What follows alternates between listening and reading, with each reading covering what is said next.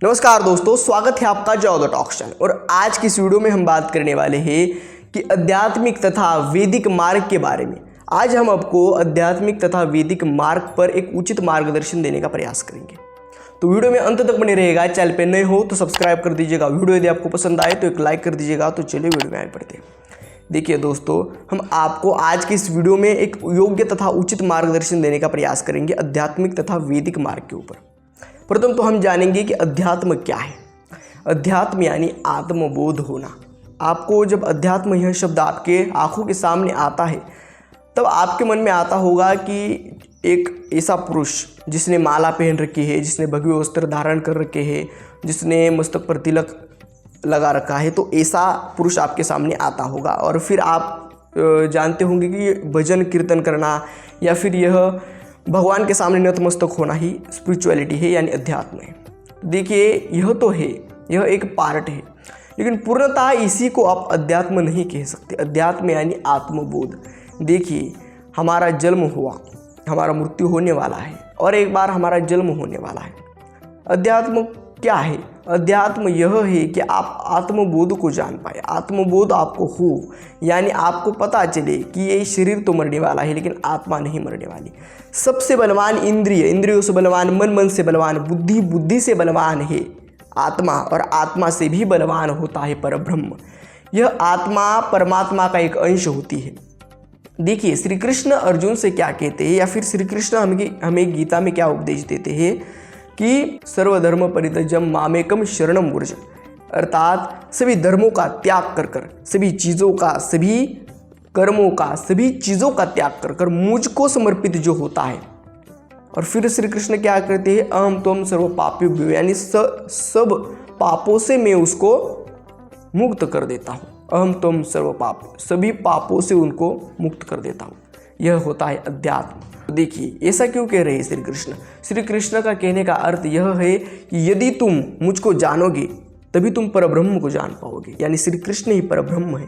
श्री कृष्ण ने अर्जुन के सामने जब विराट रूप उनका दिखाया तब अर्जुन को पता चला कि श्री कृष्ण कौन है।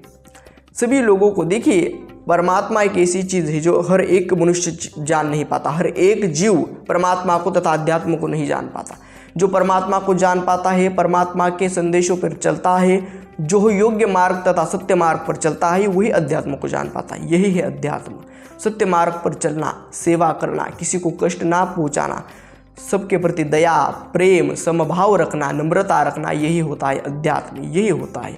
ये जो आप माला पहने लोगों को देखते हो, भगवाधारी वस्त्र धारण किए हुए लोगों को देखते हो, कुछ लोग पाखंडी भी होते हैं, वो अध्यात्म को नहीं जान पाए। अध्यात्म एक परम गति का नाम है।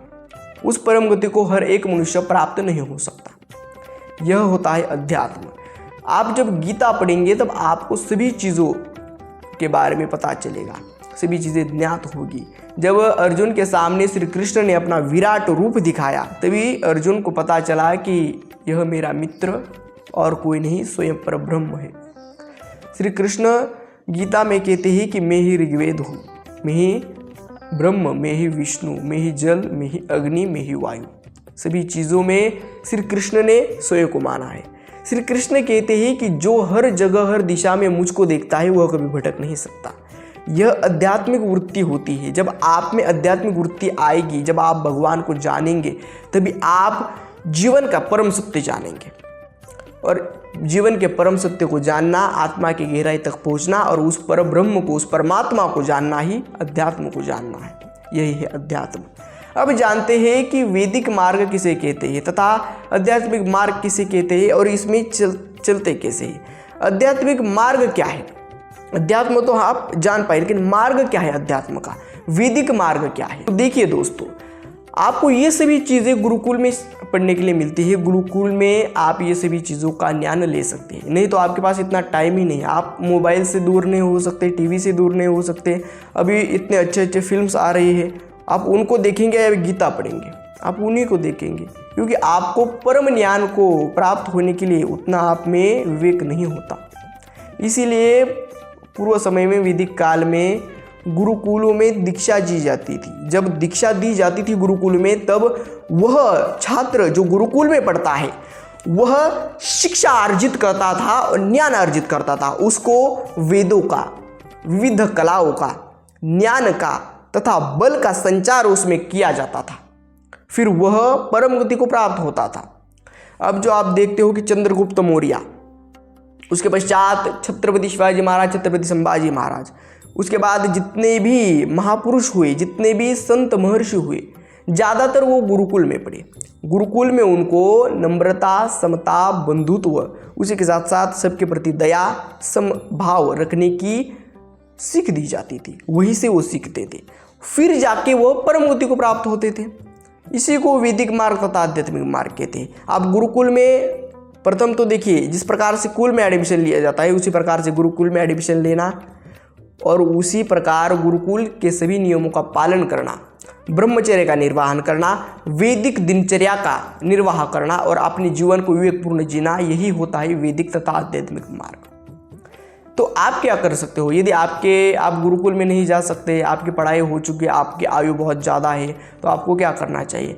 आपको आपके नज़दीकी मंदिर में जाना है, वहाँ पे हर रोज़ भगवान के पैरों पर अपना मस्तक रख देना है, थोड़ी देर मंदिर में बैठना है, लाइब्रेरी में जाना है, अच्छी बुक्स पढ़नी है, सबके प्रति समान भाव रखना है, ब्रह्मचर्य का पालन करना है, अपने वीर्य को नष्ट नहीं करना है, वीर्य को अपने साध कर रहना है, ब्रह्मचर्य को साध कर रहना है और अच्छी बुक्स पढ़नी है। गीता का आप पाठ कर सकते हो, गीता से आपको बहुत सारी ज्ञान की बातें प्राप्त होंगी। उसी के साथ साथ अच्छे लोगों के बीच में रहना, अच्छी वार्ता सुनना, अच्छा संभाषण, अच्छा श्रवण, और इन सभी चीज़ों से उसके बाद अन्न में पवित्रता आप ला सकते हो, अन्न में अच्छा अन्न आप ले सकते हो।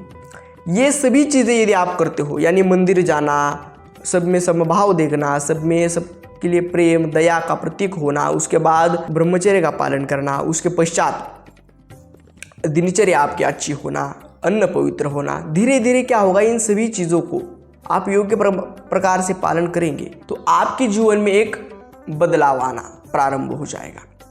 हमने वैदिक दिनचर्या पर वीडियो बनाई है, हमने ब्रह्मचर्य का पालन कैसे करें इस पर भी वीडियो बनाई है, वो जाकर देख सकते हो।